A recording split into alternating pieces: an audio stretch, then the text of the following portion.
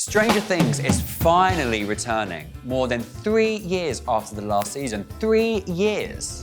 It's pretty outrageous, but at this point, totally normal. Sitting around wondering if these shows will ever be on again has become the standard. So why are we stuck waiting ages for shows we love to come back?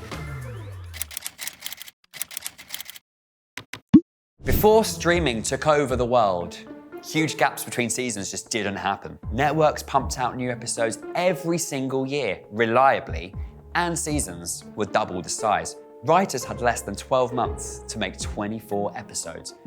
Now, writers take 2-3 years to make half as many. Unless it's a sitcom, the old school rhythm is basically extinct. A huge part of the slowdown is that everything must look like a blockbuster. This is a problem. Back in 2004, Lost made headlines for having a $10 million pilot, and someone actually got fired for approving that. Fast forward to today, and that budget won't even get you half an episode of Stranger Things. Season 5 is hitting $60 million per episode. Big budgets mean big productions, which mean, you guessed it, big delays.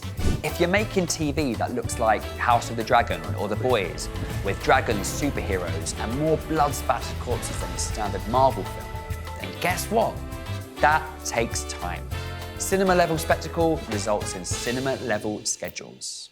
But it's not just effects. Nowadays, TV is full of auteur projects. Directors and movie stars treat shows like 8-hour films. There was a time when big stars wouldn't even touch a small screen. But Netflix kicked that door wide open by putting Kevin Spacey in House of Cards. Then True Detective dropped with Matthew McConaughey, right after he'd won an Oscar. Suddenly, TV was cool. Take Severance, which is directed by Ben Stiller. It's gorgeous, clever, totally captivating. But after that massive season 1 cliffhanger, fans had to wait 3 years. 3!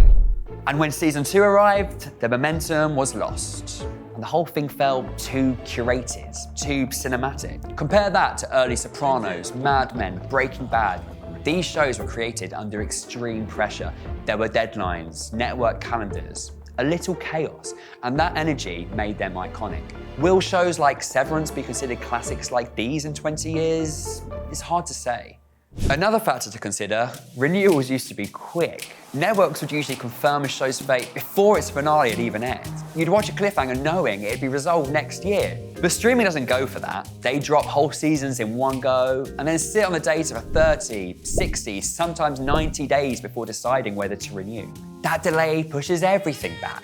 Writing, casting, production, and suddenly you're 2 years older trying to remember what happened last season. And of course, the 2023 strikes didn't help. Writers couldn't write, actors couldn't act.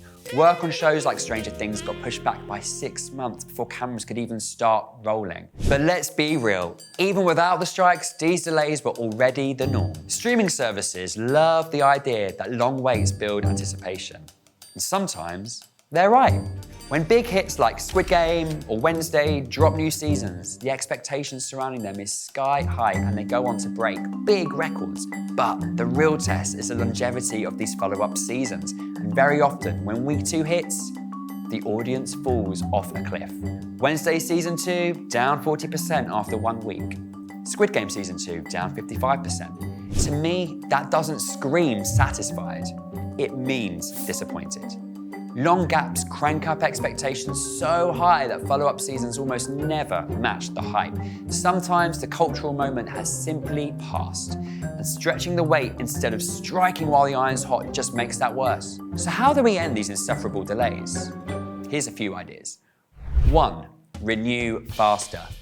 Streamers need to take a risk and greenlight new seasons before their next one drops.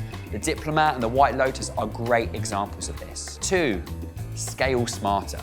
Phase out the glut of giant set pieces and place the focus on character. Being epic doesn't automatically mean high quality. Having a smaller number of set pieces each season will also make those scenes more memorable. 3. Bring back weekly runs. This can work in the streaming world. Take, for example, The Pitt, the HBO Max medical drama from the team behind ER. It started small, it aired weekly, but built buzz over time and turned into one of the year's best shows. And it's going to be delivering a new season every year. Shocking concept this, but consistency works. The Pitt is proof that TV doesn't need dragons or monsters to be appointment viewing. When season 2 starts in January, the writers' room will already be hard at work on season 3, just like the old days. It means actors stay locked in, production stays tight, the story remains the focus. Meanwhile, streaming will keep chasing giant, expensive, delayed epics. Maybe it's time to think smaller, think smarter, think TV again. Regular releases, great characters, strong writing. This is what TV was invented for.